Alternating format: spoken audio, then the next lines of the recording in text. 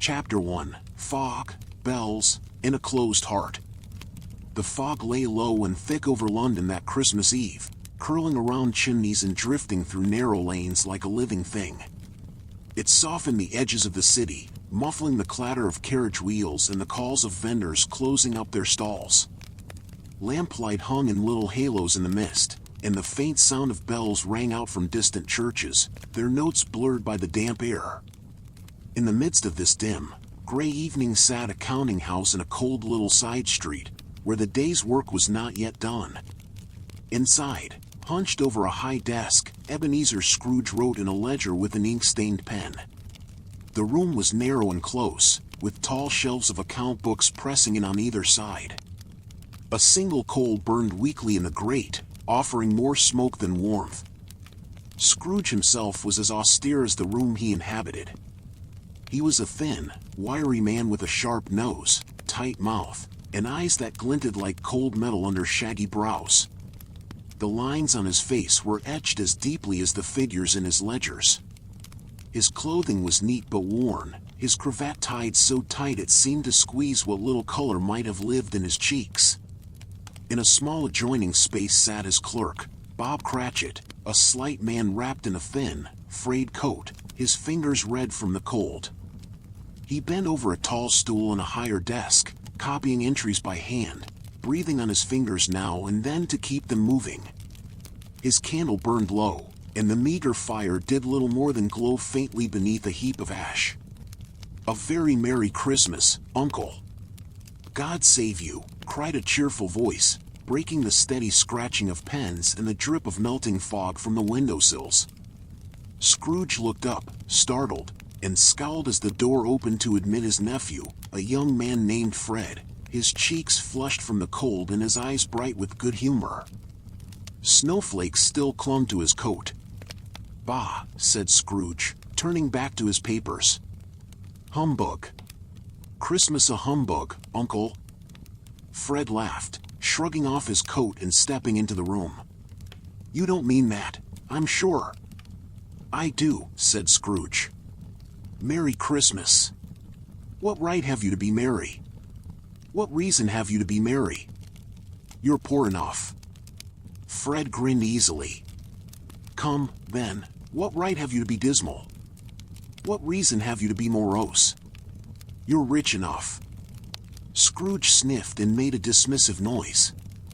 The exchange went on, gentle and friendly on the nephew's part, short and sharp on the uncle's.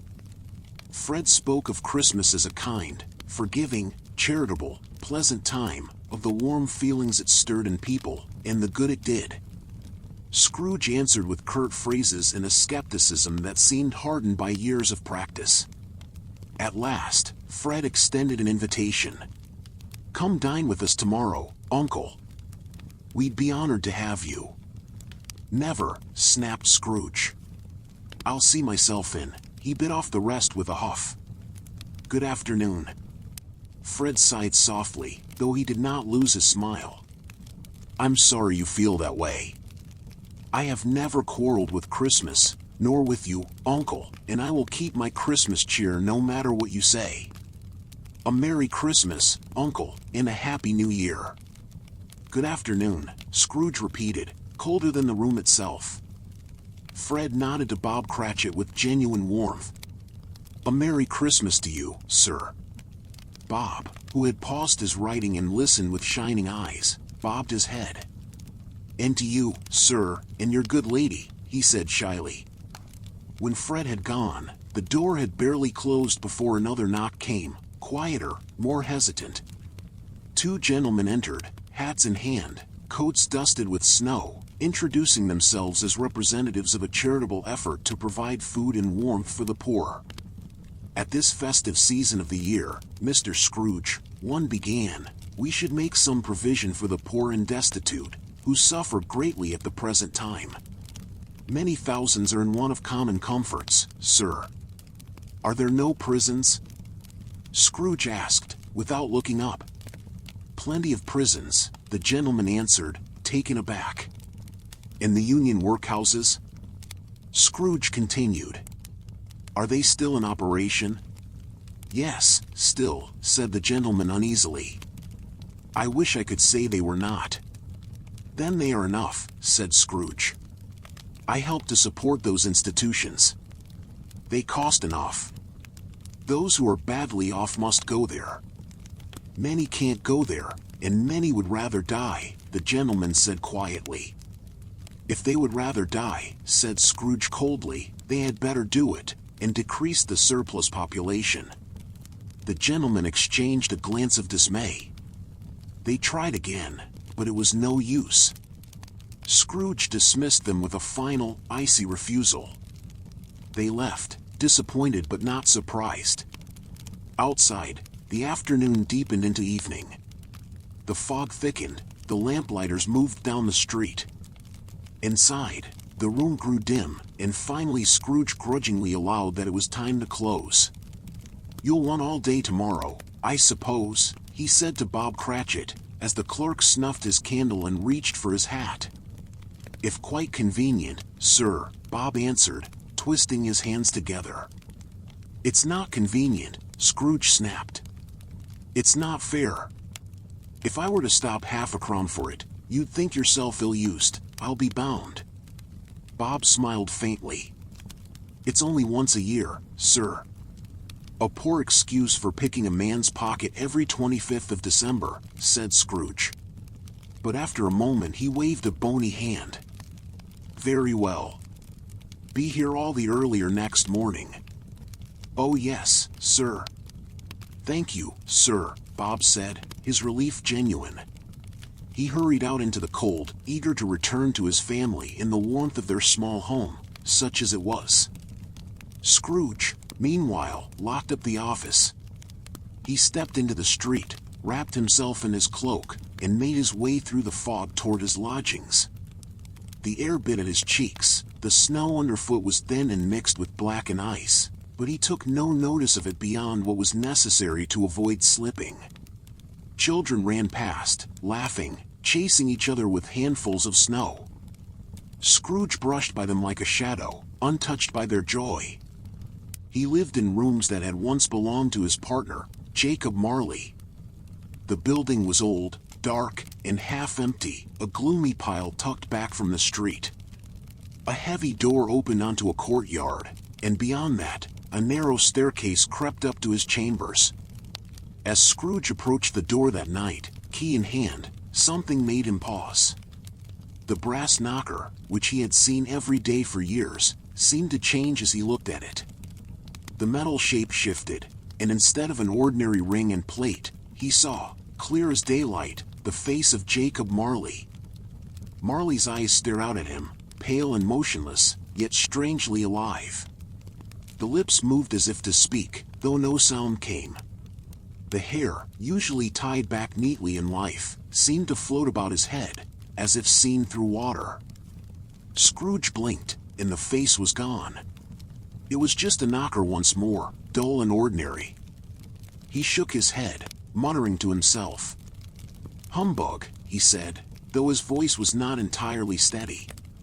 He entered, locked the door and bolted it with care, as though shutting out something more than mere night and cold. He walked through the dim hall, up the creaking stairs, and into his chambers, where a single candle provided a weak, trembling light. The rooms were as bleak as ever, bare walls, simple furniture, no touch of comfort except a small fire in the grate, too small even to warm his bony hands.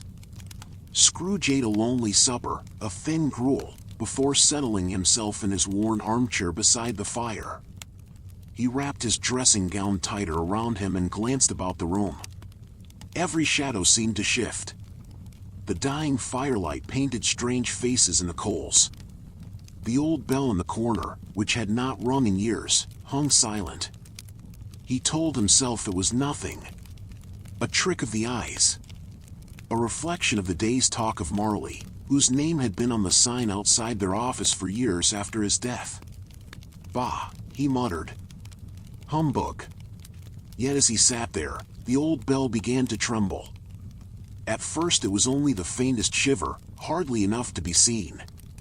Then it shook with more insistence, then all the bells in the house, bells he had forgotten, began to ring wildly, a harsh, clamorous sound that filled the air. Scrooge sprang to his feet, his heart pounding. The bells ceased at once, as suddenly as they had begun. Then came a heavy dragging sound, like metal on stone, from somewhere deep below. It climbed, slowly but steadily, a clanking, rattling, scraping noise on the stairs. Scrooge stared at his locked door, his mouth gone dry. "Humbug," he whispered, but there was no conviction in it now. The sound drew closer. The door handle turned, not with a violent jerk, but deliberately, firmly, as though the hand that grasped it knew it had every right to enter. The door swung open. Standing in the doorway, bathed in a faint, eerie glow, was Jacob Marley. Chapter 2: Marley's Warning. Marley's ghost looked very much as he had in life, and yet not. His body was transparent enough that Scrooge could see the door panel through his waistcoat. His hair hung about his face as if stirred by a wind that touched nothing else in the room. His eyes, once sharp and calculating, now held a hollow, weary light. Most terrible of all was the chain wound about his middle, crossing his chest and trailing along the floor. It was long and heavy, made of cash boxes, keys, padlocks, ledgers, deeds, and steel purses, all linked together. Each piece clanked softly when he moved. Scrooge stared, his lips parted, his breath almost stopped. "How now?" he managed at last, his voice trembling. "What do you want with me?" "Much," replied Marley's ghost. His voice sounded distant, as though coming from the bottom of a deep well. Yet each word was clear. "Who are you?" "Ask me who I was." "Who are you, then?" Scrooge said, fighting to steady himself. "In life, I was your partner, Jacob Marley," the spirit said. Can you sit down?" Scrooge asked, grasping at something ordinary in the face of the impossible. The ghost smiled faintly and sank into a chair opposite him, though it seemed to leave no impression in the cushion. "You don't believe in me," Marley observed. "I do not," said Scrooge, though his eyes had not left the apparition. "It may be that you are a mere illusion. An undigested bit of beef, a blot of mustard, a crumb of cheese, there's more of gravy than of grave about you." Marley let out a terrible cry, a sound of such misery and despair that Scrooge clapped his hands to his ears. The ghost's chains rattled, his jaw dropped, and his eyes glowed with a fierce sorrow. Scrooge sank back in his chair, shivering. "Mercy!" he cried. "Dreadful apparition, why do you trouble me?" "Man of worldly mind," Marley said, the terrible cry fading into a sad solemnity, "do you believe in me or not?" "I do," Scrooge answered quickly. He could no longer deny it. "I must. But why do spirits walk the earth, and why come to me?" "It is required of every man," Marley said, "that the spirit within him should walk among his fellow men, and travel far and wide, and if that spirit does not go forth in life, it is condemned to do so after death. Woe is me!" He raised his chain, it clanged heavily. "I were the chain I forged in life," he continued. "Link by link, yard by yard. I girded it of my own free will, and of my own free will I wore it. Is its pattern strange to you?" Scrooge glanced involuntarily at the chain that bound Marley. He saw in it the very tools and trinkets of business that had filled their days. Money boxes, ink pots, ledgers. Familiar things. Unremarkable, he had once thought. Now they looked monstrous. "You were always a good man of business, Jacob," Scrooge said. It was the only praise he had ever thought to give. "Business," cried Marley, and a faint echo of that awful cry rang through the room. "Mankind was my business. The common welfare was my business. Charity, mercy, forbearance, and benevolence were all my business. The dealings of my trade were but a drop of water in the comprehensive ocean of my business." He fell silent, his spectral chest heaving with a breath that was not quite air. The room seemed colder now. Scrooge could see his own breath in the candlelight. "Hear me," Marley said at last. "My time is nearly gone. I have sat invisible beside you many and many a day, watching you tread the same path that led me to this chain. You have yet a chance and hope of escaping my fate. You were always a friend to me, Jacob," Scrooge muttered. "Thank you." "You will be haunted," Marley said, "by 3 spirits." Scrooge frowned deeply. "Is that the chance and hope you mentioned, Jacob?" "I think I'd rather not." "Without their visits you cannot hope to shun the path I tread," Marley replied. "Expect the first tomorrow, when the bell tolls 1. "Couldn't they all come at once?" Scrooge asked, half in jest and half in desperation, "and have it over with?" Marley did not smile. "Expect the second on the next night at the same hour. The third upon the next when the last stroke of 12 has ceased to vibrate. Look to see me no more, and for your own sake, remember what has passed between us." The room darkened further, as though the faint light that had clung to Marley's form were being drawn away. The ghost walked backward toward the window. As he moved, the glass seemed to dissolve. Beyond it, Scrooge could see not the familiar courtyard, but a dark, swirling sky in which other spirits moved, faint, flickering figures burdened with chains of their own, wailing softly as they drifted through the night over the city, unable to ease the suffering they saw. Marley raised his chain one last time in a mournful gesture, then passed through the window and vanished into the drifting host of spirits outside. The air rang with distant cries for a few moments more. Then all was still. The window was just a window again. The courtyard outside lay in foggy darkness, unchanged. Scrooge remained where he was, knees weak, heart beating fast. He stood finally, unsteady, and looked around his room. Everything was as it had been. The chair, the hearth, the door, the bed. Only the faint impression of cold and the echo of Marley's words lingered. He shook himself, muttered something about indigestion and overwork, and went to his bed. He drew the curtains tight, as though to shut out any further wonders, and lay down. Yet as he closed his eyes, the image of Marley's sorrowful face and the rattle of that chain would not leave him. So it happened that, though Scrooge told himself over and over that it had been nothing more than a frightful dream, he fell asleep quickly, his mind exhausted, and waited, whether he knew it or not, for the clock to strike 1. Chapter 3: The Ghost of Christmas Past. When Scrooge awoke, he had no idea what time it was. The room was dark and quiet. He listened, his ears straining, but heard only his own breath and the faint crackle of a nearly dying fire. His heart thumped with a dull anxiety he would not name. At last, from somewhere deep in the house, the old bell began to toll. 1, 2, the strokes were slow and heavy. When it reached 12, it stopped. Scrooge lay still, frowning. Midnight, he thought. Marley's promise had been that the first would come when the bell tolled 1, yet here it was already 12. He waited. The minutes stretched long and thin. Then, at last, the bell shuddered into life again. 1. At that single stroke, a strange light flooded into the room. It was not like candlelight, nor like the gray light of early dawn. It was clear and gentle, yet bright, like the glow of a star seen through clear glass. Scrooge pulled back his bed curtains cautiously. Standing beside his bed was a figure unlike any he had ever seen. It was the outline of a person, small and delicate, yet it seemed to shift, now like a child, now like an old man. Its hair was white, yet its face unlined.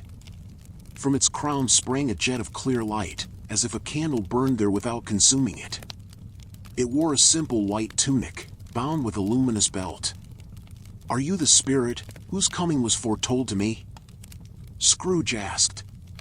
"I am," said the ghost, in a voice soft as a distant echo. "Who, and what are you?" Scrooge said. "I am the ghost of Christmas past," the spirit replied. "Your past." Scrooge swallowed. Long past? He asked, attempting a hint of his usual gruffness. No, said the spirit gently. You're past. It extended a slender hand. Rise, and walk with me. Scrooge hesitated, but something in the spirit's gaze compelled him. He slipped his feet into his slippers, wrapped his dressing gown tighter, and took the ghost's hand. The touch was light yet firm, and the moment their hands met, the room seemed to melt away. The bed, the walls, the ceiling, they vanished as though they had been only smoke. Scrooge found himself standing in a country road. The city fog was gone. The sky was pale and clear, and a thin layer of snow glittered on the hedgerows.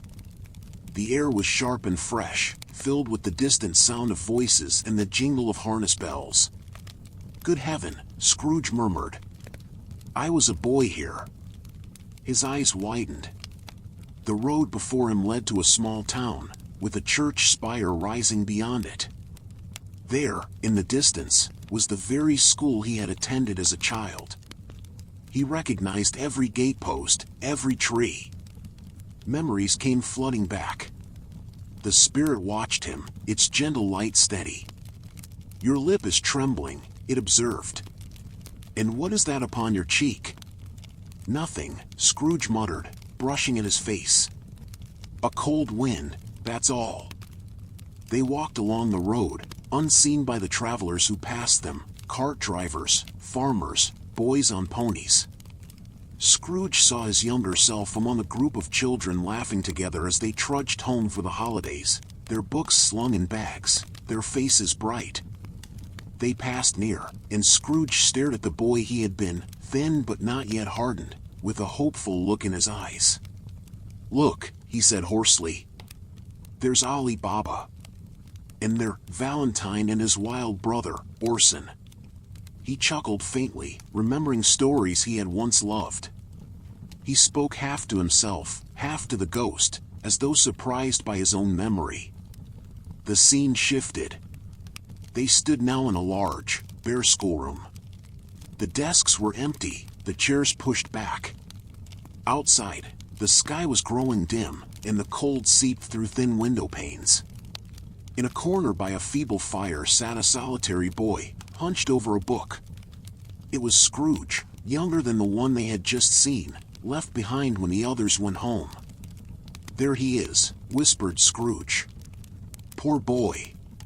His heart contracted at the sight. He watched his younger self turn a page, lips moving silently as he read, the only sound in the room the crackle of the small fire and the occasional creak of settling wood. A solitary child, neglected by his friends, the spirit said quietly. Yet he has a kind of comfort.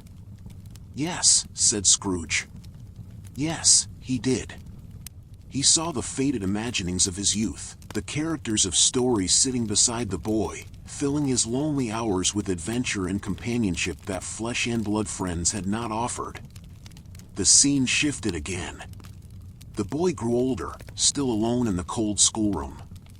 One Christmas, a carriage arrived, and a small figure burst through the door, a girl, younger than he, with bright eyes and a face full of warmth.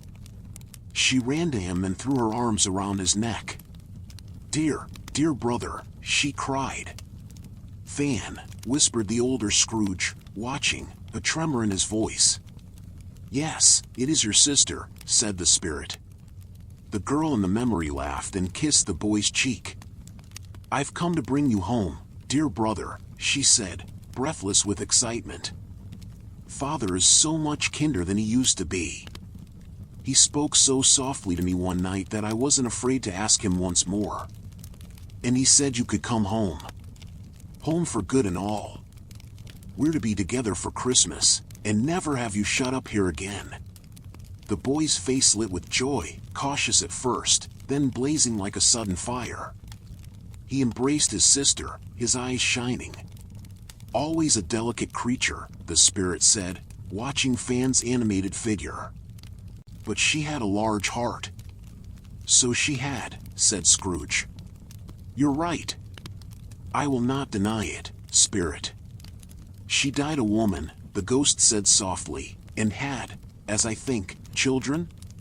One child, said Scrooge, his voice low. My nephew. The vision blurred, then shifted once more. Now they stood in a large warehouse, warm and bright with candles and holly. The air was filled with laughter and music. It was an office of sorts, but hardly a dour one. The desks had been pushed aside, and the floor was open for dancing. Do you know this place? Asked the spirit. Know it, cried Scrooge. His face softened. I apprenticed here. This was Fezziwig's. Old Fezziwig himself, round and jovial, stood beaming as he oversaw preparations for a Christmas party. His wife bustled about, directing the moving of tables, the laying of cloths. Soon the room was full of people, apprentices, shop girls, neighbors, all invited to share in the merriment. The fiddler arrived, tuning his instrument, and the dancing began. Scrooge watched his younger self among them, smiling, laughing, dancing with the rest. He saw himself bowing to a partner, clapping in time, his cares forgotten. His heart was light in a way the older Scrooge could barely remember. A small matter, said the spirit, to make these silly folks so full of gratitude. Fezziwig spent but a few pounds of your mortal money, 3 or 4, perhaps. It isn't that, cried Scrooge bitterly. He had the power to make us happy or unhappy, to make our service light or burdensome. The happiness he gave was quite as great as if it cost a fortune. He broke off, startled by his own words. The spirit looked at him. What is it? It asked. Nothing, Scrooge said. Only, I should like to say a word or two to my clerk just now. That's all. The music and laughter faded. The bright warehouse dissolved. Scrooge found himself in a quieter place, a modest room lit by a small fire. His younger self sat there, older now, with a young woman beside him, her face gentle and eyes clear. She wore a simple dress and held her hands clasped, as though bracing herself. It matters little, she was saying. Another idol has displaced me. If it can cheer and comfort you in time to come, as I would have tried to do, I have no just cause to grieve. What idol has displaced you? The young Scrooge asked, though in his voice there was an uneasy knowledge. A golden one, she answered. He made a restless gesture. This is the way of the world. There is nothing on which it is so hard as poverty, and nothing it professes to condemn so much as the pursuit of wealth. You fear the world too much, she said gently. All your noble aspirations have fallen off, one by one, until the master passion, gain, engrosses you. Have I not seen your nobler hopes fall away, and are you not changed? I am not changed toward you, he said, though the words rang hollow. She shook her head slowly.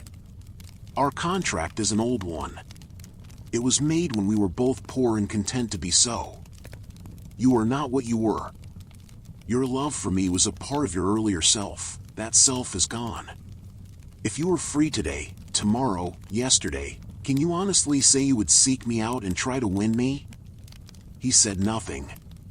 I release you, Ebenezer, she said softly. May you be happy in the life you have chosen. She rose, and for a moment, the younger Scrooge's face flickered with something like regret. But he did not call her back. She left, and the room seemed a little darker for it. The older Scrooge turned away, his face contorted with pain. Spirit, he cried, show me no more. Conduct me home. Why do you delight in torturing me? One shadow more, said the ghost. No more. Scrooge pleaded. I cannot bear it. But the spirit laid a hand upon his arm, and the scene changed once more. Chapter 4, The Ghost of Christmas Present. Scrooge lay in his bed after the vision of the past had faded, his heart unsettled, his mind exhausted. He had pulled the curtains tight again, though it did little to comfort him. He had seen things long buried, emotions he had thought hardened beyond reach, faces of the innocent, the hopeful, the loving. Now he waited, unsure whether he feared the next spirit or wished for its arrival simply to end the anticipation. The bells did not toll this time. Instead, a warm glow seeped through the darkness of his room, blooming like the soft light of morning. Scrooge blinked and raised his head. The room around him changed again, not violently, but with a gentle shifting, as though new cloth were being laid over old furniture. His dingy chamber expanded, filling with color, warmth, and the rich sense of roasted meats, candied fruits, and spiced drinks. Garlands of holly hung from unseen nails, their leaves glossy and vibrant, berries shining like drops of red fire. A great feast lay on tables that had not existed moments before, steaming puddings, nuts piled high, glowing copper kettles, bowls of punch with slices of lemon floating like tiny suns. In the midst of all this abundance sat a giant, a hardy, robust figure draped in a long robe of deep green, bordered with white fur. His hair was long and curling, brown as chestnut bark, and his beard flowed across his chest in waves. His face was open and joyful, and his eyes sparkled with a kindness that warmed the air nearly as much as the crackling fire beside him. He held a great torch, shaped like a cornucopia, from which glowed a soft, golden light. "Come in, and know me better, man," the spirit boomed, laughing warmly. Scrooge rose hesitantly from his bed, though he felt oddly lighter than before, as if the warmth of the spirit's presence eased the stiffness in his limbs. He stepped forward, the floorboards creaking beneath him, though they now shone like polished wood instead of the dull planks he had known. "Spirit," Scrooge said, bowing his head slightly. I suppose you are the ghost of Christmas present?" "I am he," said the spirit, rising to his impressive height. "Look upon me." Scrooge did. The spirit exuded vitality. His robe was embroidered with symbols of plenty, wheat stalks, grapes, apples, ribbons of gold thread. His bare feet rested on a bed of fresh greenery that sprouted and curled beneath them, and the air around him shimmered with warmth and subtle music, as though every breath he took hummed with life. "You have never seen the like of me before," the spirit declared. "Never," said Scrooge honestly. The spirit grinned broadly. "Have never walked forth with the younger members of my family, my elder brothers born in these latter years?" "I don't think I have," Scrooge replied, puzzled. The spirit nodded knowingly. "More than 1,800 of them have come before me." Scrooge said nothing, uncertain whether this was a jest or a truth beyond reason. "Touch my robe," the spirit instructed, holding out one vast hand. Scrooge grasped the fur trim. Instantly, the room dissolved, not violently, as the past had done, but as though a warm wind swept away the old scene and replaced it with another. They stood in the cold streets of London once more, yet it was no longer dim and dreary. The city shimmered with life. Snowflakes drifted down in slow, soft spirals, gathering gently in the folds of shawls and on the tops of hats. Shop windows glowed with candlelight. Butchers displayed their finest meats. Bakers set out rows of warm breads and sweet rolls that steamed in the frosty air.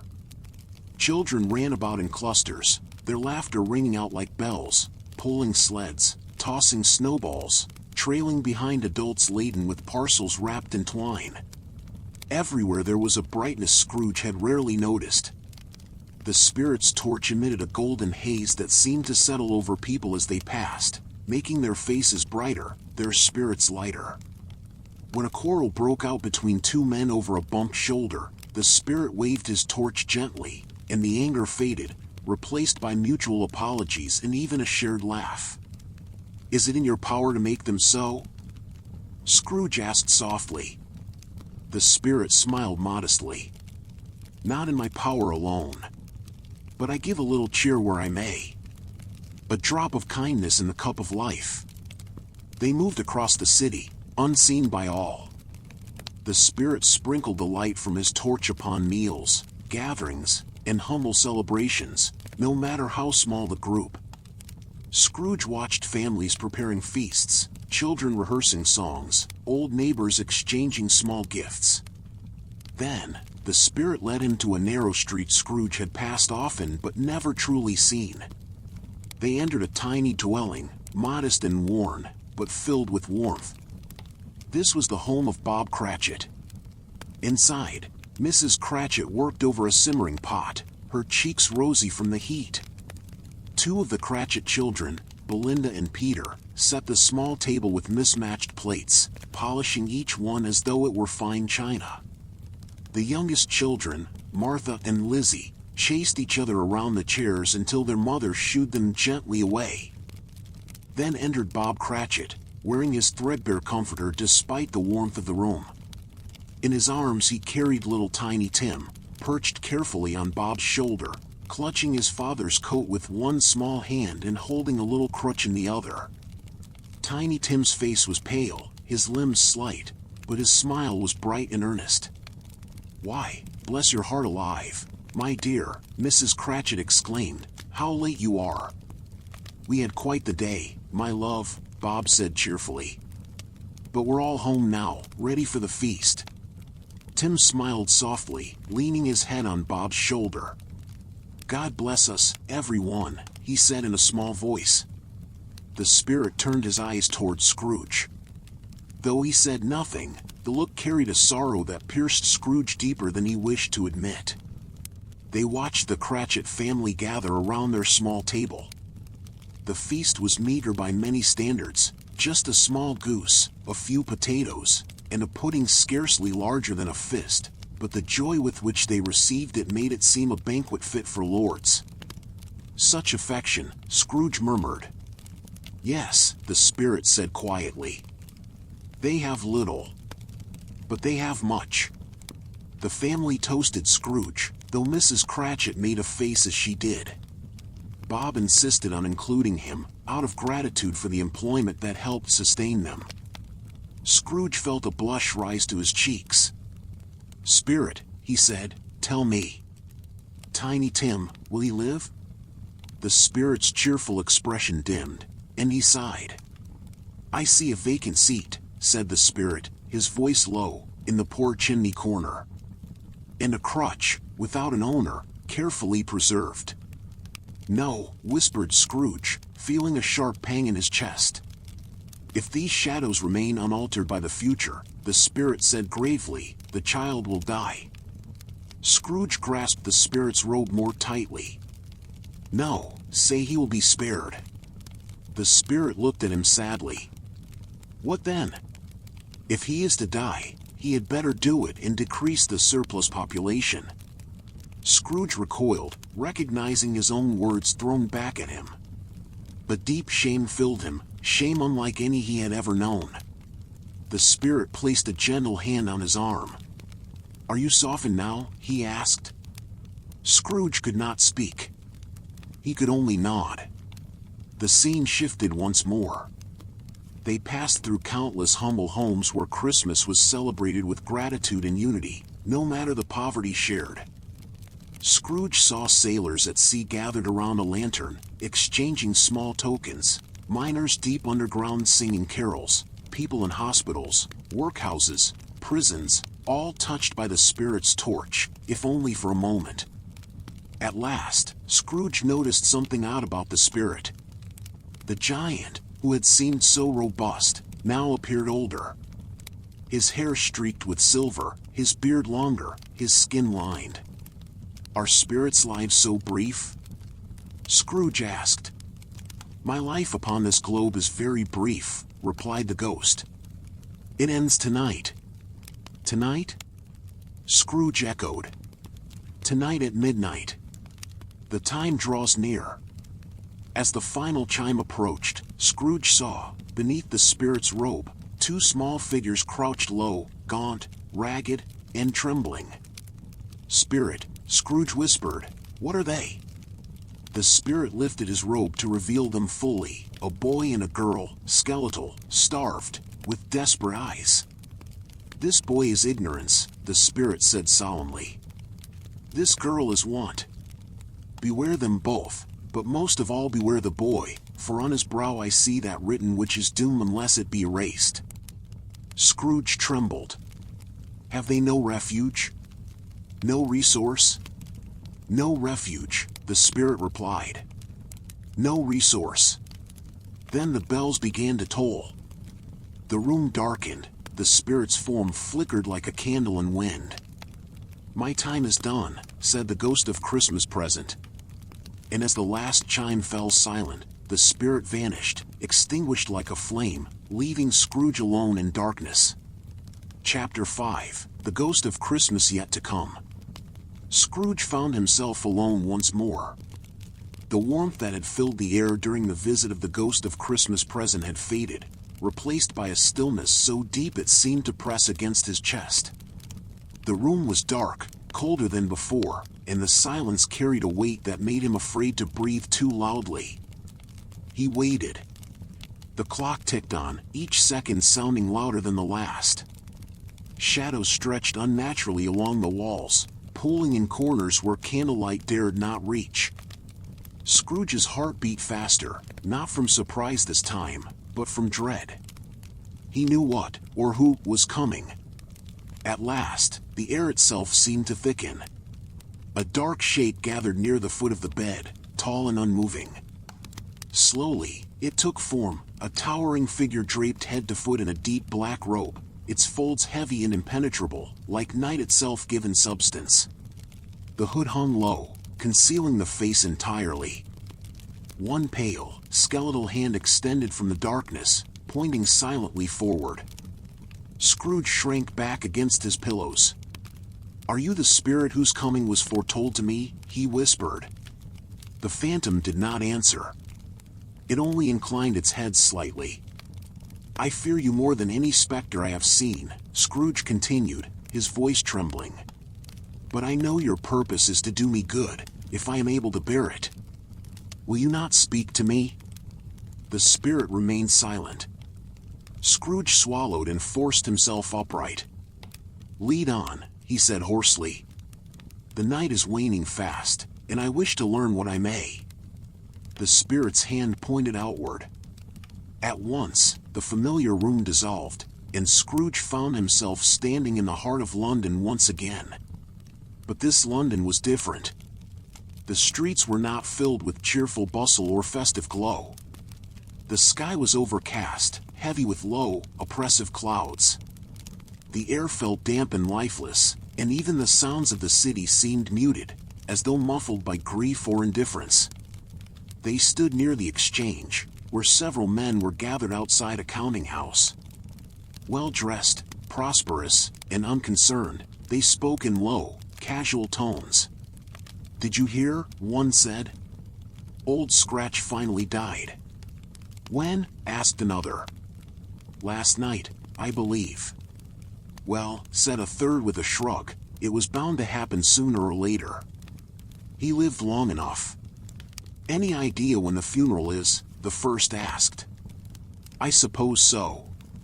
But I doubt many will attend unless there's lunch provided," another replied, prompting a brief, humorless chuckle. Scrooge listened, unease creeping over him. "Spirit," he murmured, "I know these men. They conduct business not unlike my own. But who is it they speak of so lightly?" The spirit gave no answer, only gestured onward. The scene shifted. They entered a dingy part of the city Scrooge had rarely visited, a place of narrow alleys and sagging buildings. Here, a group of rough-looking individuals gathered in a filthy room above a pawnbroker's shop. A woman spread a bundle of stolen goods across a table, bed curtains, silverware, clothing. "These came from a dead man's room," she said with a grin. "No one to stop us. He lay there alone." "A cold one, too," another added. "Left him for hours before anyone noticed." Scrooge recoiled in horror. "Spirit," he whispered, "this is a dreadful place. These people, surely they do not speak of the same death?" Still, no answer. The ghost motioned again, and the darkness deepened. Now they stood outside a small, familiar home. Scrooge's breath caught as he recognized it. It was the Cratchit household. Inside, the atmosphere was heavy and subdued. The family gathered around the table, but no feast was laid out now. Mrs. Cratchit sat quietly, her hands folded. Bob Cratchit stood near the hearth, staring into the dying embers. Tiny Tim's little stool sat empty. Bob held something small and worn in his hands, a crutch, carefully preserved. His shoulders shook as he spoke softly. "My little child," he said. "My little child." Mrs. Cratchit reached out and placed her hand on his arm. The children sat close together, silent, their faces pale with grief. No laughter filled the room now. No cheerful chatter. Only the quiet ache of loss. Scrooge turned away, tears streaming freely down his face. "Spirit," he cried, "tell me this is not what must be. Tell me these are only shadows, not certainties." The ghost remained unmoved. Desperate now, Scrooge grasped the spirit's robe. "Show me some tenderness connected with this death," he begged. "Show me that I may yet learn something good from what you reveal." The scene shifted once more. They stood in a quiet room, sparsely furnished. A single bed occupied the center. On it lay a covered form, still and unmoving. No mourners stood nearby. No candles burned in honor. No prayers were whispered. Scrooge felt a terrible certainty settle over him. "Spirit," he said in a broken voice, "before I draw nearer to that stone, answer me one question. Are these the shadows of things that will be, or only of things that may be?" The spirit pointed slowly toward the bed. Scrooge forced himself to step forward. With trembling hands, he pulled back the sheet. He stared down at his own face. The features were sharp and rigid, the mouth fixed in a grim line. It was Ebenezer Scrooge, unloved, unmourned, and alone. A sob tore from his chest. He fell to his knees before the bed. "No, Spirit. Oh no, no," he cried. "I am not the man I was. I will not be the man I must have been for this end." The scene changed one final time. They stood in a bleak churchyard. Snow lay thin upon the ground, clinging to crooked headstones. The wind sighed through bare branches overhead. The spirit led Scrooge to a newly dug grave. "Before I draw nearer," Scrooge said desperately, "answer me this: whose name is written upon that stone?" The spirit pointed downward. Scrooge stepped forward and read the inscription carved into the cold stone. "Ebenezer Scrooge." He collapsed at its base, clutching the frozen earth. "Spirit," he wept, "hear me. I am not the man I was. Why show me this if I am past all hope?" He grasped at the spirit's robe again. "Assure me that I yet may change these shadows by an altered life. I will honor Christmas in my heart, and try to keep it all the year. I will live in the past, the present, and the future. Oh, Spirit, I will amend my ways." The ghost's form began to waver, shrinking, folding in upon itself like a receding shadow. "Why was I shown this?" Scrooge cried. "Tell me I may yet undo it." The darkness closed in. The grave dissolved beneath him. The cold stone became soft fabric beneath his hands. Scrooge awoke, clutching the bedpost, his heart pounding. Sunlight streamed through the curtains. He was alive. And the future, whatever it might be, was still unwritten. Chapter 6: Christmas Morning in a Changed Heart. Scrooge lay still for a long moment, scarcely daring to breathe. The bedpost was solid beneath his grasp. The blankets were warm. The pale gold of morning light spilled across the floor and climbed the walls, chasing away the last traces of shadow. Outside, he heard a sound that nearly broke his heart with relief, the distant peal of church bells, bright and joyful. "They're still ringing," he whispered. "They haven't stopped." He leapt from the bed, hardly feeling the cold floor beneath his feet, and rushed to the window. Pulling aside the curtains, he gazed out upon a city transformed.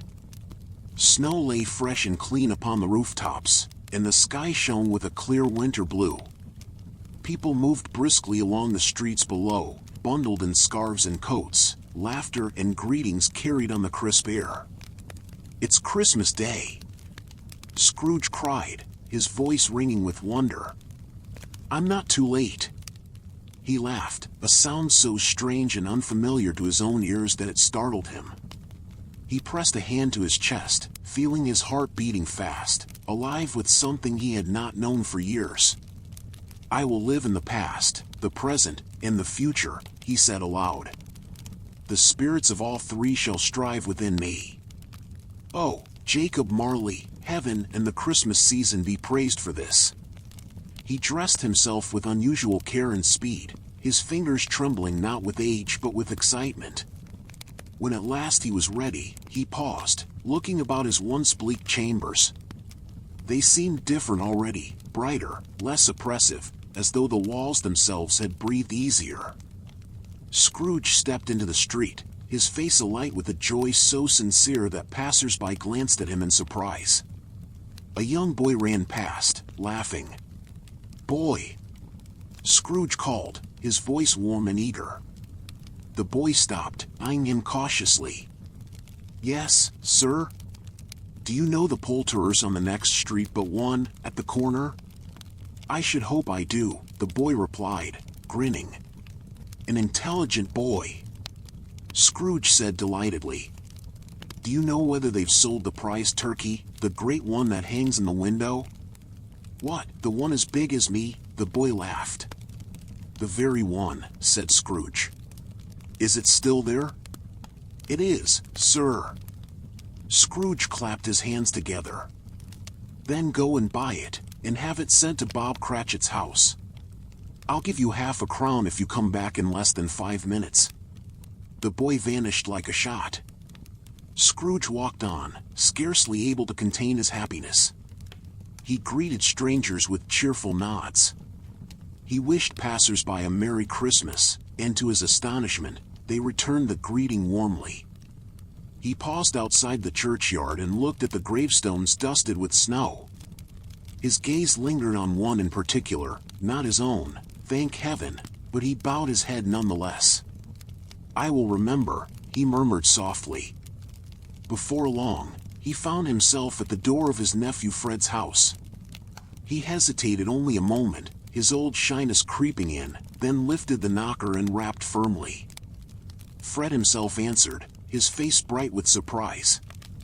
"Uncle Scrooge?" "Yes," said Scrooge, smiling shyly. "May I come in?" Fred laughed aloud and pulled him into a hearty embrace. "Come in." "Of course you may." "A Merry Christmas, Uncle." "A Merry Christmas to you, my boy," Scrooge replied, his voice thick with emotion. The house was warm and lively, filled with voices, laughter, and the aroma of roasting meats and sweet spices. Fred's wife greeted Scrooge kindly, and soon he found himself seated among family and friends, welcomed without reservation. He laughed when others laughed, listened with genuine interest, and told stories, some even amusing, to his own astonishment. When the time came for him to take his leave, he shook Fred's hand warmly. "Thank you," he said simply. "Thank you for your kindness." Fred smiled. "You're always welcome here, Uncle." "Always."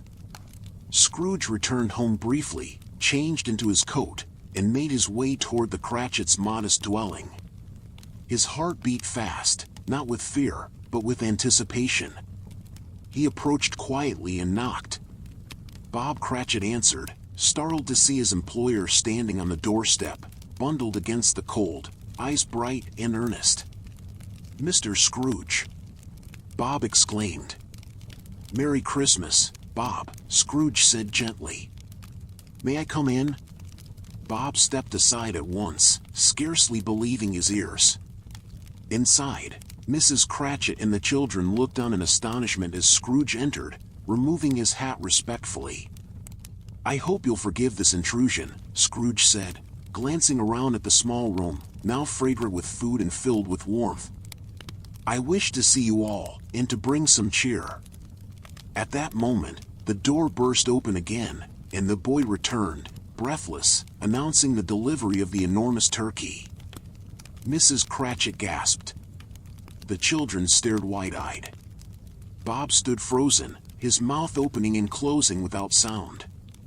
"For you," Scrooge said simply. "For your family." Tiny Tim looked up from his stool, his eyes shining. "God bless us, everyone," he said softly. Scrooge knelt before him, his voice trembling. "God bless you, my dear child." He stayed only a short while, unwilling to overwhelm them, but before he left he placed a hand on Bob's shoulder. "Bob," he said firmly but kindly, "I am going to raise your salary and endeavor to assist your struggling family. We shall discuss it tomorrow morning." Bob could only nod, tears streaming freely down his face. Scrooge stepped back into the street, the cold no longer biting. His heart felt lighter than it had in decades. The days that followed proved the sincerity of his transformation.